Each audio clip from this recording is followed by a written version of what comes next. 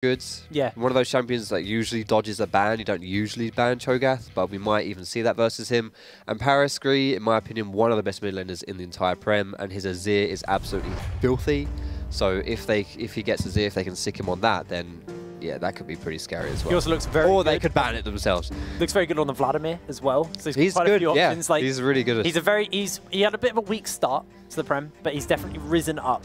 He's definitely really stepped up to the challenge, and I feel like all of Enclave have done that. So we're on to pick some bans. Caitlyn, Camille, and Azir all banned away so far. Yeah, pretty standard ban so far, I would say. The Azir is a standard ban. Paris is very good on it, but it's no surprise you want to get it away here. And EU Twisted Fate is basically a Varus one trick in the Premiership. He played Tristana last week.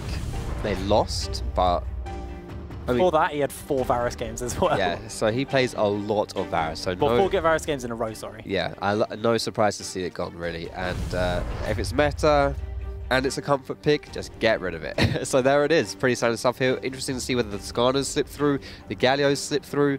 What are they going to lean to for the first pick? Because you can open up however you want to. That is an interesting first pick. Maybe EU Twisted Fate really doesn't want to play Tristana again, so they're just going to pick up the Ez. I have to question whether that's worth the first pick, but there it is. It's out there. So that means, does Paraskri want to play the Galio? He's more of a carry player, but does he want to play that? Do they want to secure maybe a blind pick in the top lane and just open up more to counter picking later on? Or do they go for the jungle? Predator junglers. We said the Skarner was open, but there's more than just one Predator jungler, and we said in the last champ selection you got the Olaf and the Skarner kind of as the top 2 right now. They could also pick something like the Morgana or the Tahm Kench. Shogun loves Tahm Kench, and it's a big counter to the Skarner. Skarner impales the target. Yep. Tahm Kench just eats it up. Yeah. If it's the Olaf, then he just Ragnaroks and walks away. So there's quite a few options, really, for them. I like the synergy of Sivir into Sivir plus Olaf here as well, though, because you pop your ultimate on Sivir, and suddenly Olaf, who's one of his biggest weaknesses, not only is his base damage really high, which falls off later into the game, but he gets kited, so you stick your ultimate down on Sivir, and then suddenly you're not as reliant on your Ghost anymore on Olaf. So Sivir, Olaf, nice 2 first picks here, and looks like they're gonna secure their bot lane and maybe even pick up their jungler here as well, which would make sense. But you don't. Skarner, he's considered kind of top tier, but okay, Demo's going for a comfort pick here. Yeah. If you're gonna have to pull something out of the bag, which this would be an upset if Hyperion win, why not just go for comfort? I mean, Demo's very good on these kind of solo queue style junglers, Rek'Sai, Nidalee. He's very good on those. He's also a really good Lee Sin. So just pick comfort. Nidalee is one of those comfort picks, and against an Olaf who traditionally gets very low when clearing the jungle because of relying on his passive where he gets more he clears faster low health he's on. Nidalee can prey on that really well, so I think that's quite an interesting pick into the Olaf, but it has to work early. If it doesn't work early, it's going to be... Demo did play a lot of Nidalee, got banned against him a lot last year as well, so it makes sense, but because obviously that's not the Skarner they pick up, it means for Alistair is able for Enclave, so they actually have some engage, because if a Skarner got picked up, I would have seen them picking up the Tahm Kench for Enclave, but then they had little engage. So it makes sense that they get themselves on the Alistair, get themselves, some way to fight as well outside of the Sivir ultimate and a Righteous Glory on Olaf. Yep. At this point now, when you're going into the second ban phase and you've secured the same stuff on each side, so we've got bot lane plus jungles here, whether you want to ban out the mid laners or the top laners is pretty much preferential. We're seeing right now, it looks like people are going. It looks like teams are going in for the top lane bans here. So we know that Kerberos is very comfortable playing Cho'Gath. He's played a lot of that, but there's loads of stuff on the board that you can pick up if you want to. We could even see picks like Ornn, who have been somewhat forgotten, but still brought into the Premiership. Things like that can come through here. It's interesting to see whether or not, if you pinch the top laners and then you first pick a top lane right here, then it really does limit what the other team can choose. So if Enclave pick their top laner, it will really limit what Hyperion can do. But you could also try and pinch really hard and then get a counter pick as well, which can work too, because then they're limited in what they can pick, and you can maybe have something niche about it. There's a Cho'Gath ban, like I said. Kerberos is really good on Cho'Gath, and it's a good blind pick top as well, so they could have just locked that in, but... Rifley played it. Rifley's played it. It has been played. It has been played. It could happen. I expect to see, okay, if he picks that, I'm actually going to be very happy because I've never got to cast Kerberos playing the Kayle. This is blind pick, mind you. If he does this, I was going to say, it will probably be something a bit more standard, a bit, you know, one of the tanky choices here, the Scion. They want to give Paris the counter pick in the mid. That's what they really want here. So they want to make sure that Paris feels as comfortable as possible.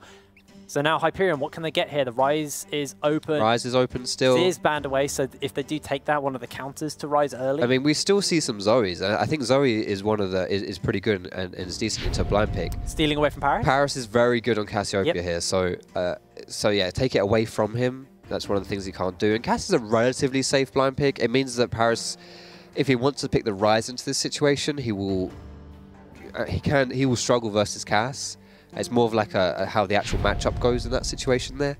But I wouldn't put it past Paris to just lock in Rise. But he could do, you know, Galio is through this whole pick and ban right here, and I mean, I would like to see more of a threat come through the mid lane.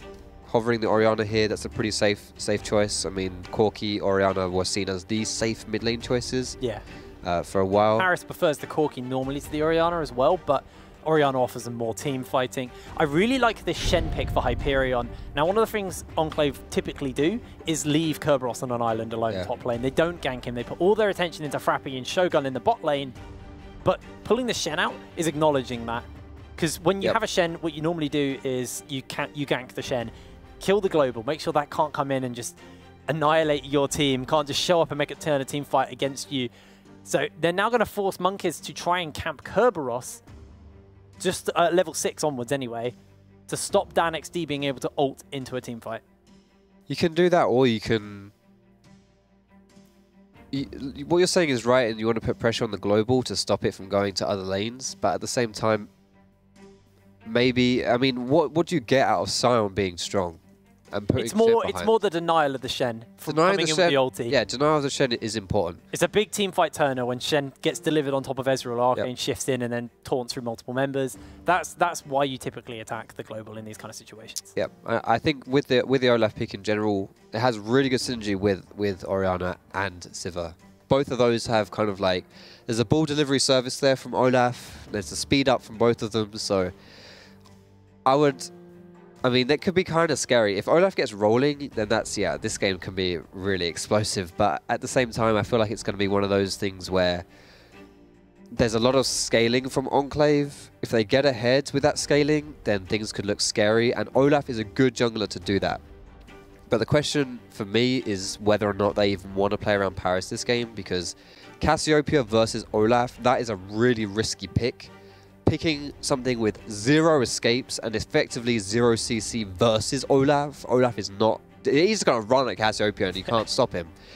Picking the Cass into the Olaf there, I mean, that could be really scary. And Paris, if you give him resources, he will carry, but he's not on one of the biggest carry champions, right? He's not on someone where if he snowballs, the game's over, basically.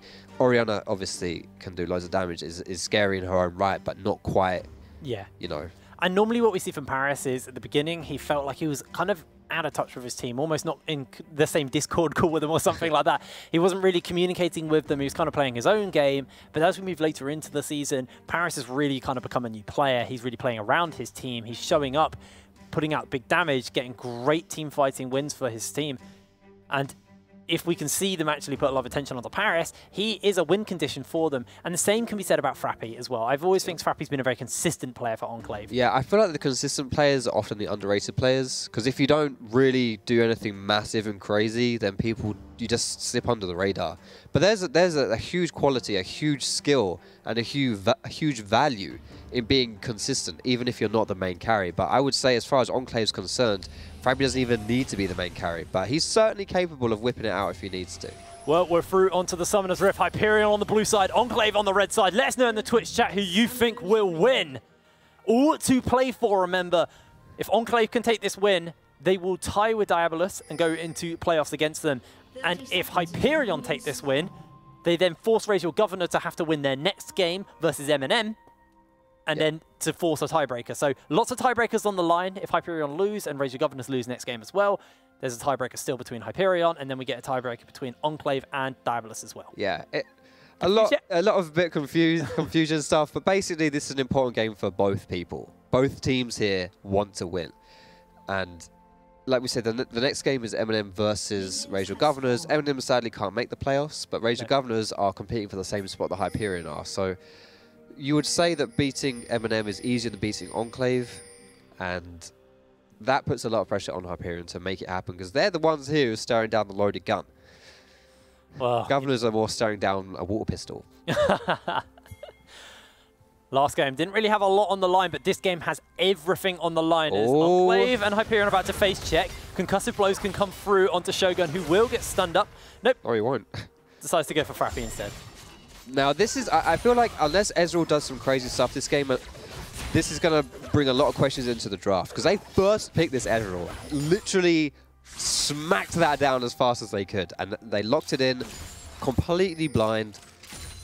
And if that doesn't pay off, you have to question whether or not that's what the huge question marks are going to be around, especially with so much on the line, right? So, be interesting to see if EU Twisted Fate has something up his sleeve, how they're going to play around it, because Ez is traditionally a 2-item power spike champion, where you get, well, it's pretty self-explanatory, you get 2 items and then you run around. But he's starting with Doran's Shield, which would suggest that he doesn't really want to go too aggressive. He doesn't have expectations to do too much early.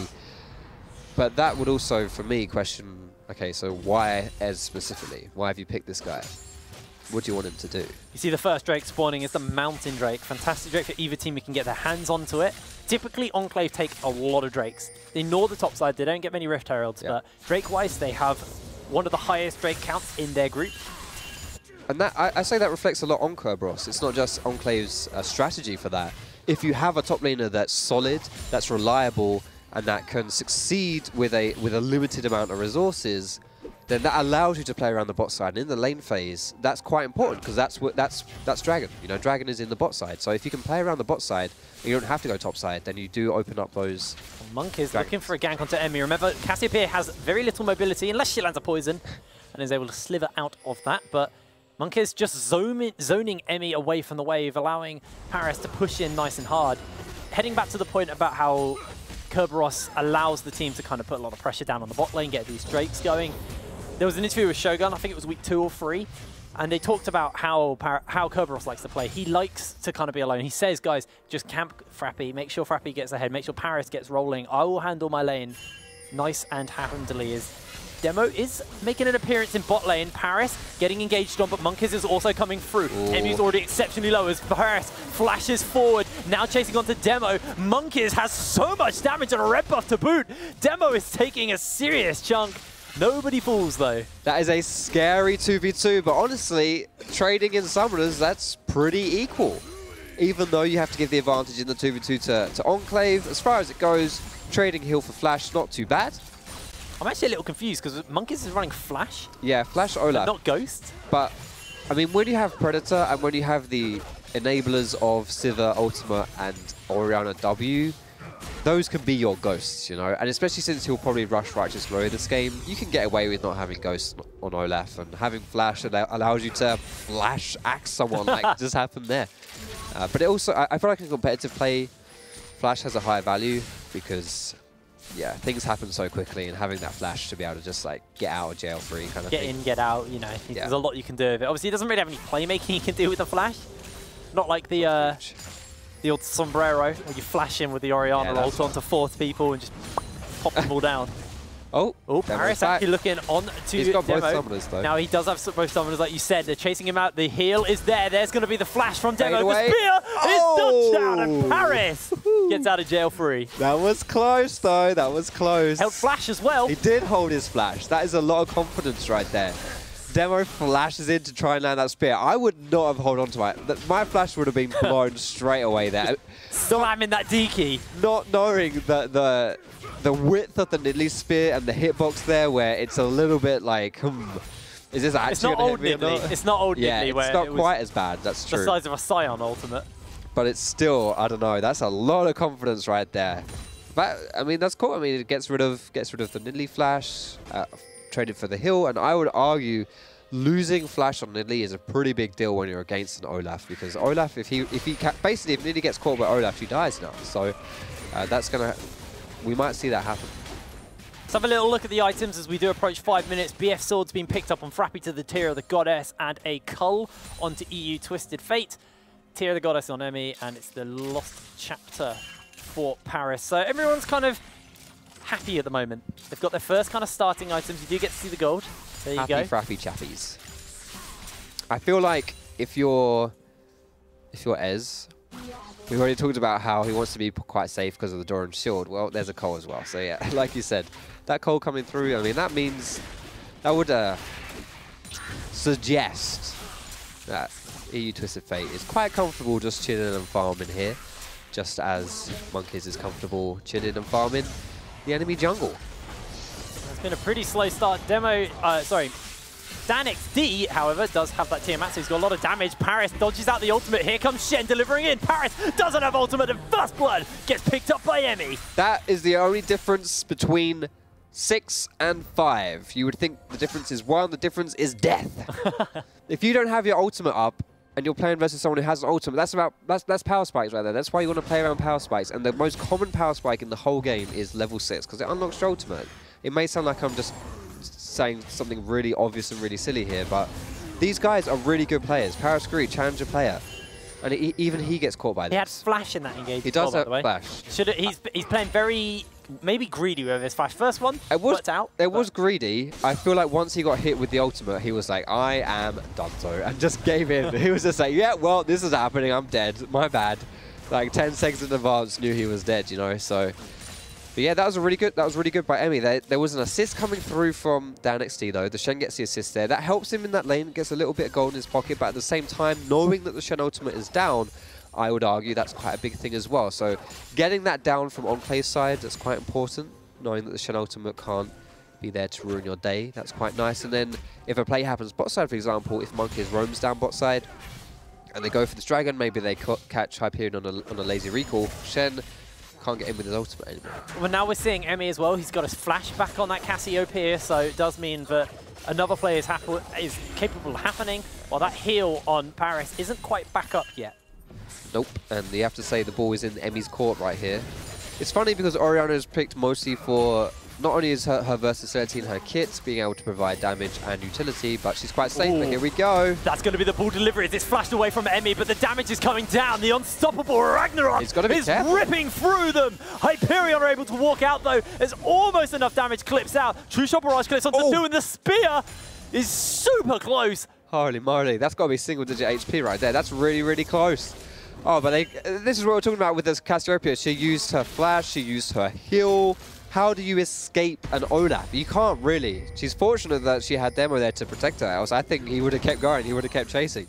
Dodge out the shockwave, flash the shockwave, sorry. Flash the shockwave. That's but he just chases you down, this is the thing, man. Seeing a fight break out here, though, as 3 versus 2. Frappy and Shogun need to be a little bit careful. Drake getting started up, but we also do have Paris on his way down. Got himself those honey fruit to get some mana, so he'll be fully topped up in case a fight does break out. But they're on a timer here because they're only going for that because they forced... Enclave were on a timer there because Emmy was coming back from recall and coming back into the mid lane. So if they went for that, they had to go for it earlier, but they're not going for it. That's cool. Just stop the dragon happening. That's fine. I'm interested to see right now how Demo plays, though, because I feel like he's not really had much of an impact. No, him and Emmy, both new additions to the Hyperion lineup. Emmy has been a standout player for this team. He's really making this team look a lot stronger. Demo did have a bit of a questionable start. He hasn't actually won a game with Hyperion yet. We could say that maybe wasn't down to him. They did have to play Wind and Rain and Misfits, who are the 2 best teams we got in Premiership. So it's a bit unfair record to kind of look at. But even in those games, it didn't feel like he really showed up. I feel like his recent performance on Jax was one of his better ones. He was playing really well. And I believe we've seen Demo before in the Premiership. We know he's a good player. So I feel like he has the potential to really unlock a team. And as the jungler, being the playmaker, he can get the lanes going. And he's obviously...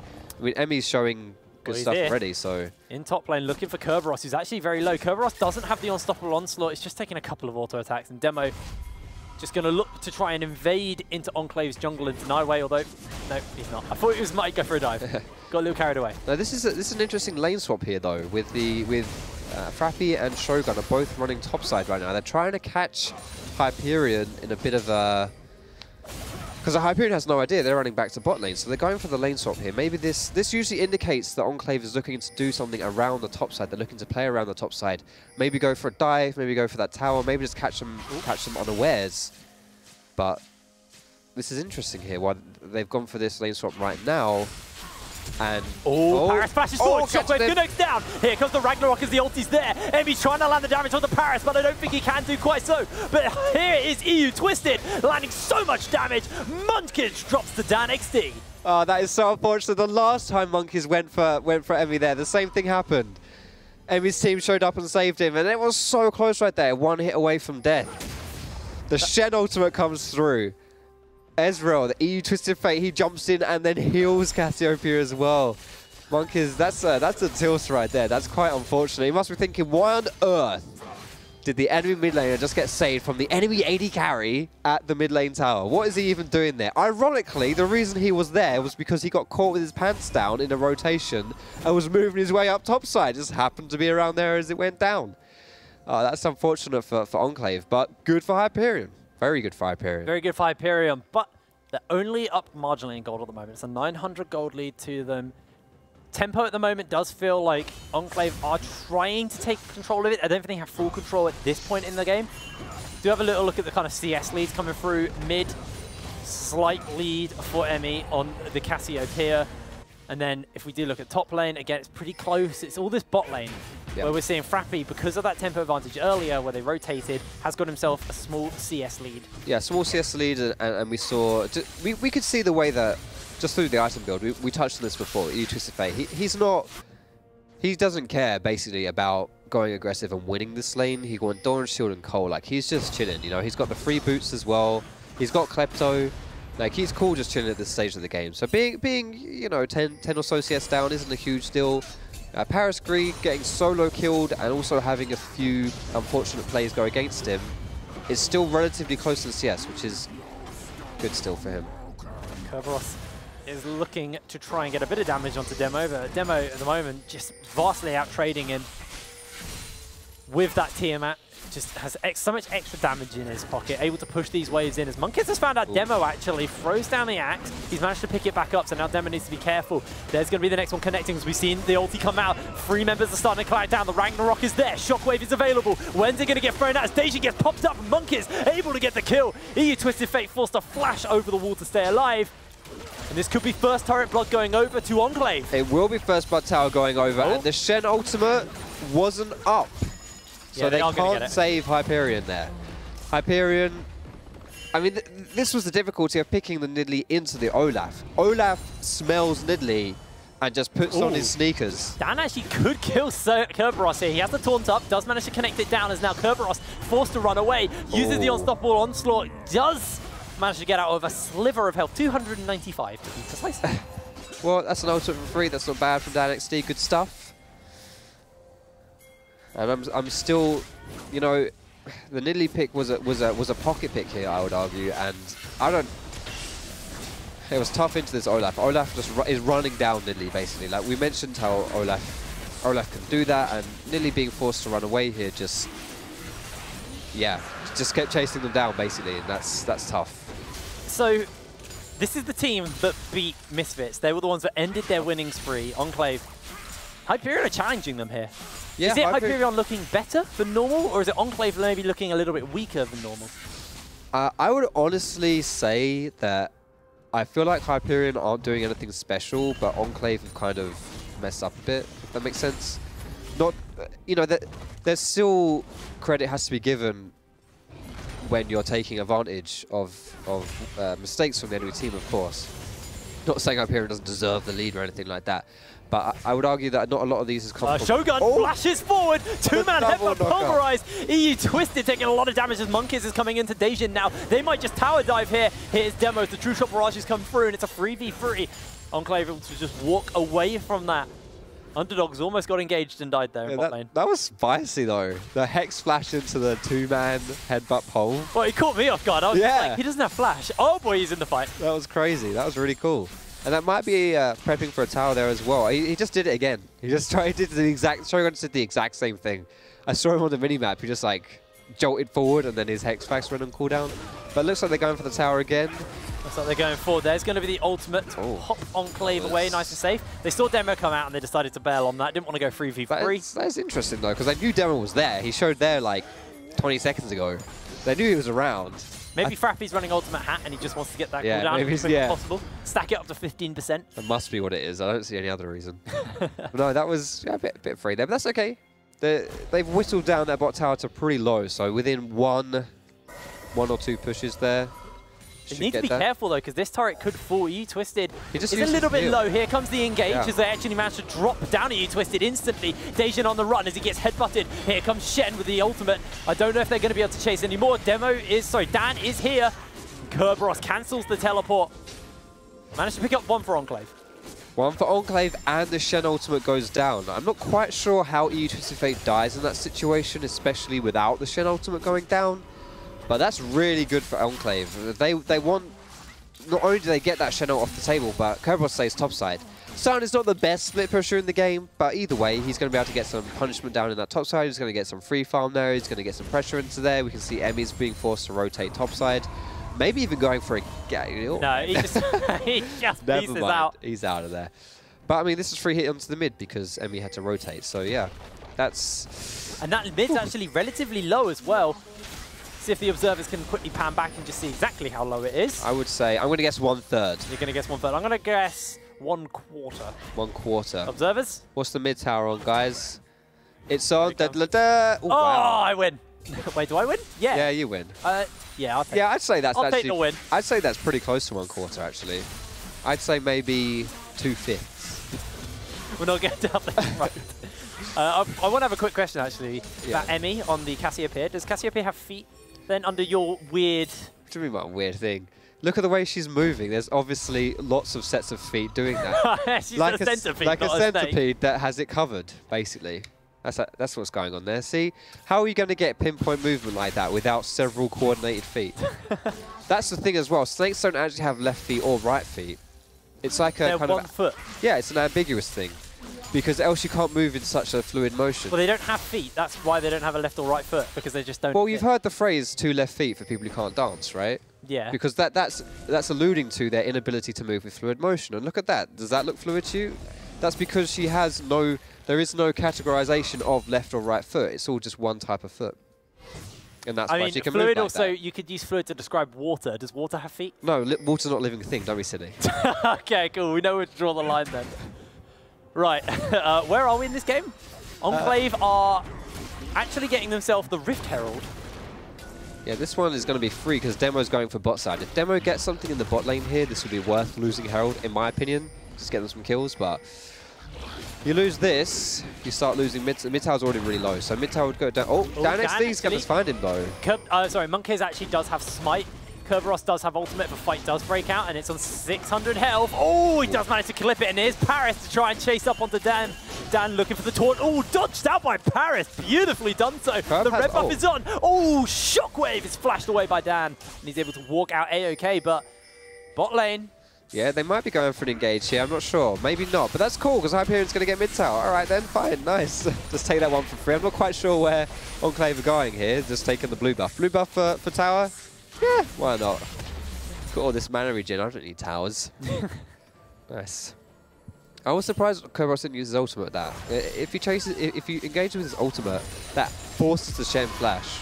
Ulti comes out from Frappy, Spell Shield blocks away the Winter's Bite, and the rest of the team are making their way down, so Enclave playing very respectful. They could actually turn this into another turret for Hyperion at this point, but Monkeys... Oh, he's going in! He's going in! Demo's coming down, as now we see the damage laying out. Ulti goes on to Demo, and now we're going to see the Ragnarok and the Monkeys on the run. He's super low, but he can't quite get it. He Twisted Fate takes down Frappy, and now Demo on for the chase, hops in forward. Paris is super low. Spear is dodged away, and they lose one. That play really started before with the play that happened around the Rift Herald because that put the Orianna Shockwave on cooldown.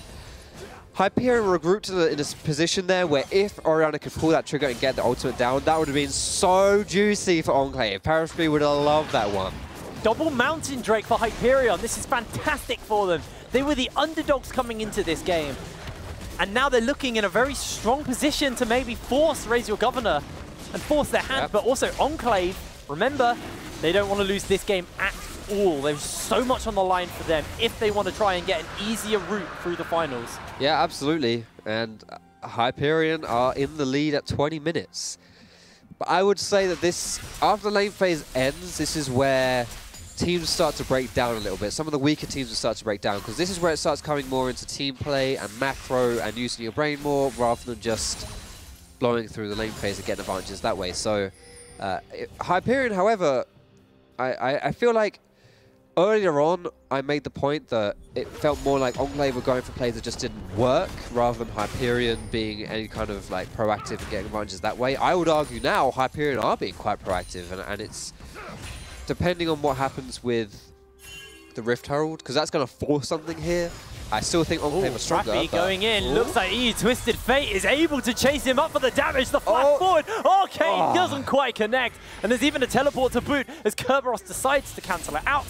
And now he's actually looking mid onto maybe Emmy. Decimating Smash will get dodged away. Oof, that's the Ezreal first pick right there. That's why you pick it. Almost gets the Sonic onto Frappy. Alas, it's just summoners. Through shot barrage just to clear the wave out. Twisted Fate has been one of the standout players for Hyperion prior to Emmy and Demo joining, so he's always been very consistent across all of their games as well. So it's very good to see him actually really sharp with that aggressive play onto Frappy. He goes, come on bro, 1v1 me bro. Yeah, I mean that's the 200 power spike for Ez as well that I mentioned before. I mean he's got that, he's got the Triforce, he's got the Mana Mune, or the Mune Mana now. Ooh, here they go. Onslaught's coming through, looking for the pick on stage. He is donezo. Good night, Decimating Smash pops him up, and let's see who gets the kill. They're going to gift it over to Paris on the Orianna. They're actually really good at doing that with the Enclave setup there. They didn't even have the Sivir ultimate go down. Sivir's not there, so but just having the Predator and having the Orianna set up, they're so speedy going into these plays. It's so hard to get away from them, which is difficult when you have the Nidalee and the Cassiopeia. They're quite vulnerable for people who just run them down. They're somewhat slippery for skill shots and stuff, but if you just run at them... That Rift Herald needs to get summoned.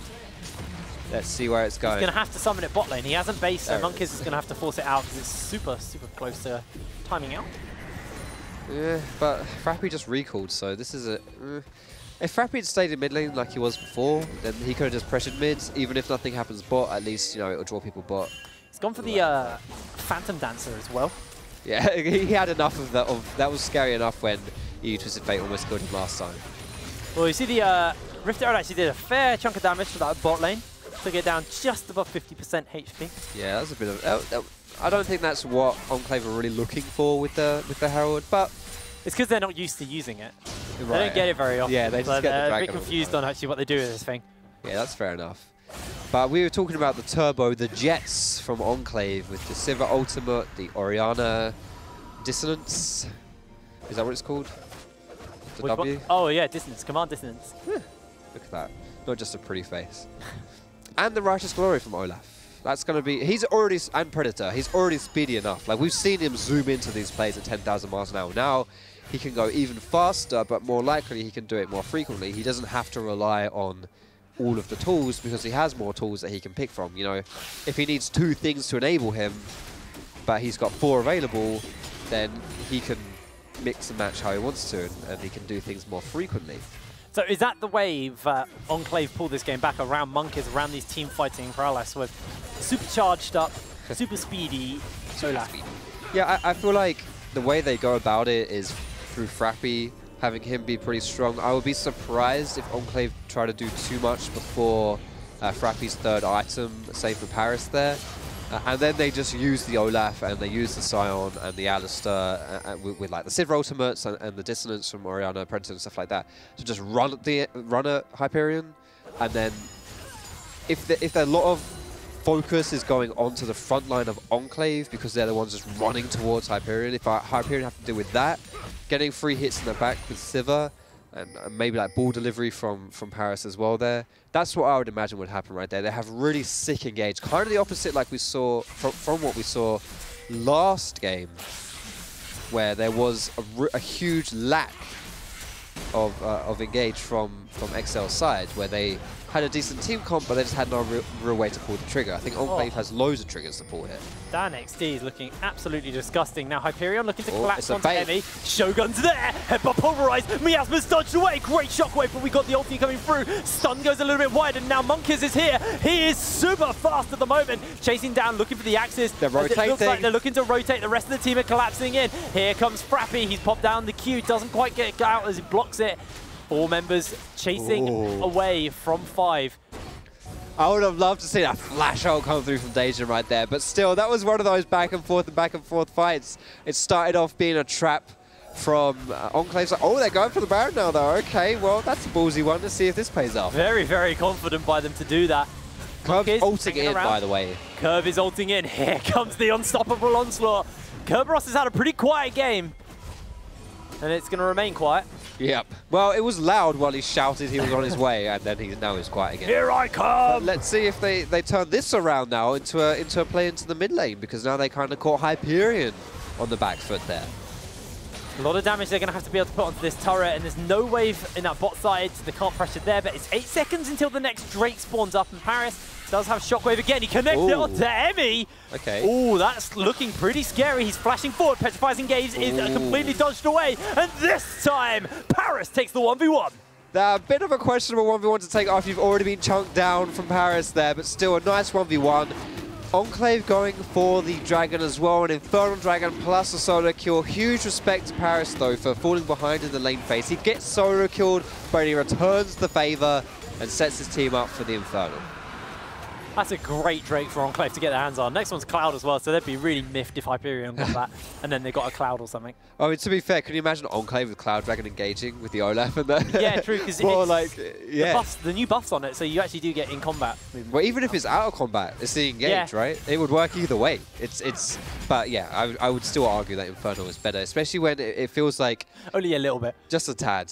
Enclave is one of these kind of... They're not one of these, like... They're like, they've got Kerberos, right? You know what Kerberos / Cerberus is? Oh, no, we're back in. Okay. We froze up there. Yeah. What's happening? You know what Kerberos is / Cerberus in real life? Well, real life. It's the Hounds of Hell, isn't it? How many heads do they have? 3. Okay, let's pretend they have 2. Because that makes. Did you think it was 2? I don't know, but it makes the point I'm about to make. It's just like it's the Harry Potter dog is based on it. Okay, let's say it has 3, but you chop one of them off. Now it has 2. And how many carries does Enclave have? 2. Just like the Cerberus with his head chopped off. One of the heads cut off. I don't think they've got any kind of impediments at the moment, and now it looks like a fight we're breaking out. Decimating Smash is there. It's taunt up and actually cancelled away. Frappy's now just made it into the fight with the Boomerang Blade. Shockwave lands onto 2, and now Dajan is super low. The Petrifying Gaze is massive! Kerberos will be the first to fall as he gets dropped down. It's a double kill onto Demo. He's looking for Monkiz. He might go for the triple, but no! Paris is able to answer back, and Frappy is so low. He Twisted Face able to get the kill, and now they're chasing onto Paris, but they're not going to be able to chase for any more. Massive team fight for Hyperion. Man, it was kind of sloppy to begin with, and I feel like Hyperion lacking that huge hyper carry in these team fights. Maybe he could have got more, but they still get 3 people. They turn onto the Baron. But Enclave look like they want to have a bit more to say about this one. Oh, he doesn't have flash. I got a little excited because I thought he was going to go for it. Good night. But Paris out. Good night, sweet prince. See ya. All right, so that's the fight. That's the fight the Hyperion were looking for. That was a really back and forth fight, honestly. Like, I wasn't sure who was going to win. I mean, Emmy's Petrifying Gaze. Yeah, you're right. That was a huge turn of that fight. Emmy's Petrifying Gaze was huge right there. Paris's ultimate was decent. It was a 2-man ulti. They tried to combo the Orianna ulti with the Alistar Pulverize, but they only caught Dajan with that combo. And Dajan, you know, okay, that's cool. You can bring down a Braum, but I mean, come on, you're bringing down a Braum. You much rather want to bring someone else down. And that's beautiful. That's what they want to look for. Hyperion in a very, very good position to take this win and potentially force no tiebreakers at all. Because if they win this, Razor Governors have to beat M&M if Razor Governors want any chance to go into playoffs. Yeah, and if M&M win that game, then Hyperion just get through. So yeah, definitely, this is a huge one. And like we were saying before, I think Enclave is a better team than M&M this split, and it's much harder for Hyperion to beat Enclave than it is for Governors to beat M&M, in my opinion. So yeah, that spear really hurt. Yeah, really. It took Shogun down to about half health. Which is funny because he's gone for the Lichbane build. The Lichbane build is better at comboing on Nidalee rather than poking, because obviously it relies on the Sheen proc. But the poke coming out of Hyperion is pretty huge, honestly, and they have a decent front line to protect the poke. Pretty and now that they've got this Baron as well, like the Q's coming through from Ez, the spears coming through from Nidalee. Banner command as well. Yep, banner like command. Enclave just want to make an engage happen. Shogun goes down, Decimated Smash goes a little bit wide. On the hunt's been thrown, and Frappy with the spell shield blocks out away. Looking for maybe a little bit more. Shogun does not have the Hextech Flash. It's just on cooldown for a little bit longer. Hyperion are fine with that. They blew a load of stuff from Enclave there, and they've got the healing to keep it back up, so there's no problem. And they've still got about 3-4 more waves left on this Baron Nashor. And they can be quite content just pushing and shoving. Looks like for now, Hyperion actually might take the foot off the gas a little bit, take a step back. I think they might be looking for the bot sides here because they've got DanXC picking that wave up, but this could be scary. Shockwave onto 2! Demo's deleted! Paris is able to get the kill. Shogun goes down, and a great Glacial Fissure lands onto 2 members as Emmy with a Petrifying Gaze. Ragnarok's been popped, but I don't think it's going to keep Monkeys alive for long. He's still alive, though. He's somehow managed to get out, and they get 1 kill for Enclave. 1 kill for Enclave, but that almost was pretty bad for them. But we have to see here with the minion waves and the recalls coming through from Enclave, can they get the mid tower here? Can Hyperion push this mid tower, get the inhibitor? Really bad for Demo to get caught right there, but this might actually work out for them. It might work out. That's going to be the turret going down. Inhibitor is laid bare. And Enclave are looking to chase on for a bit more, actually. Curb is there. He can spit a minion for the slow. Does manage to connect it onto Dejin. Decimating Smash comes out, and it does land the knock up onto Dejin, who's got himself the wall up for the moment as Kerberos is stunned down and locked up. He doesn't have ultimate. Shockwave lands. That's going to be the headbutt pole. He twisted, is trying to get out. He can't do so. And Frappy gets the shutdown. Oh my goodness, that was just right on the tip, right on the edge of that shockwave right there. That is a huge pickup for them because EU Twisted Fate, he's their biggest. He's one of their biggest carries right now. He's been playing so well this game too, and losing him is huge for Hyperion. This is so big for Enclave though. They need to get their head in the game, get this win under their belt. Otherwise they will be forced to play against XL, which is not going to be a nice game for them. And now we're actually having another fight. Emmy's on the flank, does have the Petrifying Gaze, does have Flash as well. Miasma's already been thrown down. Keep your eyes on the snake for the moment. Looks like Enclave are just going to walk away. Don't want to overcommit. Woof. Man, this game is really back and forth. They've got Dragon spawning in 5 seconds as well. Enclave.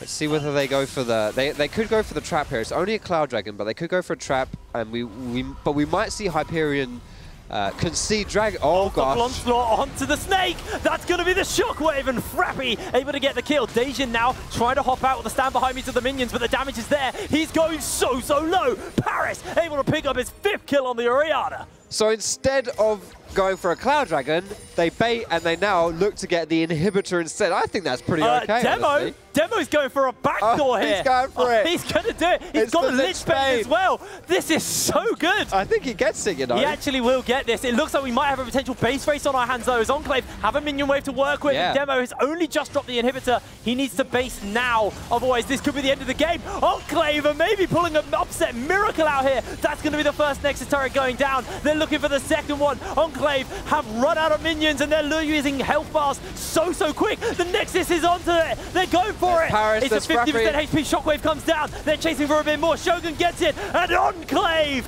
do manage to force the tiebreaker. Oh, that is such a sour way to lose if you're Hyperion. They were in the driving seat for most of that game, but credit to Enclave. The call there just to end the game. When you see that back door going down, you start panicking. You're like, oh gosh, what's happening here? But they just call for it. They pull the trigger. They